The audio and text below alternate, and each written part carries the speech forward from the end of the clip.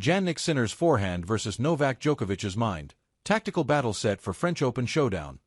Novak Djokovic faces Jannik Sinner in a tactical French Open semifinal, with strategy and experience key against the Italian's power-packed, unbeaten slam run.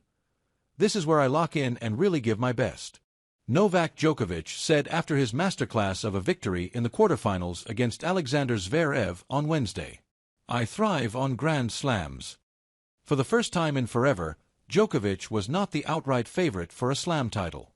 Rising concerns over his trophy drought and fitness, coupled with the growing dominance of Carlos Alcaraz and Jannik Sinner, had many experts hesitant to back the Serb for a French Open triumph.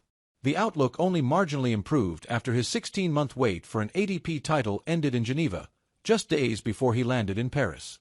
But it was always naive to write off Djokovic at any slam. Djokovic's love affair with Roland Garros is rarely spoken of, and naturally so, having played through an era of Rafael Nadal's unmatched supremacy on Parisian clay. Yet, Djokovic's feats at the French Open are next in line of his record-extending 51 Grand Slam semi-final appearances. 13 have come in Paris. 7 times he made the final, and 3 times he lifted the trophy.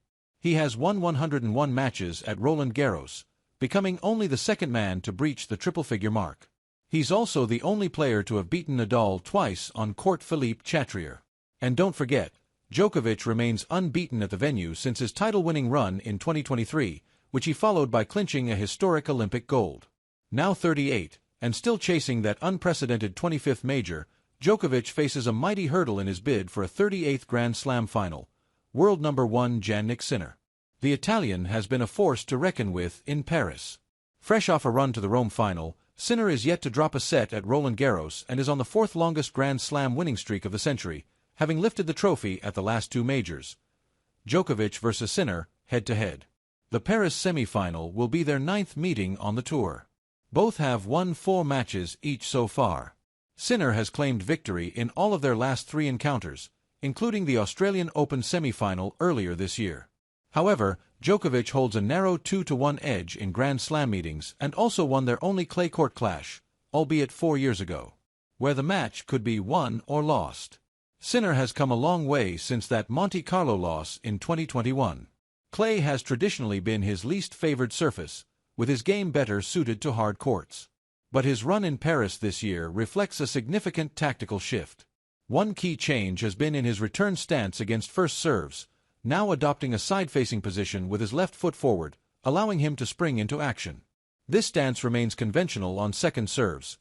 Sinner has won 47% of his receiving points in Paris this fortnight, with a 55% success rate on breakpoints, both higher than Djokovic's 46%.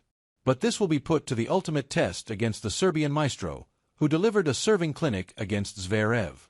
After a sluggish start with his first serve, Djokovic adapted smartly, going wide to drag the German off court and finishing points at the net. From landing just 52% of first serves in the opening set, he surged to over 75% in the next 3. He also mixed in his signature drop shots to keep Zverev guessing. Djokovic would do well to deploy the same strategy against the reigning Australian Open champion, rather than engage in baseline slugfests where Sinner's thunderous ground strokes could tip the scale. The other weapon Djokovic will be wary of? Sinner's forehand. According to stats from Craig O'Shaughnessy, Djokovic's former analyst, Sinner hit 65 forehand winners en route to the quarterfinals, with only 69 errors committed off that wing.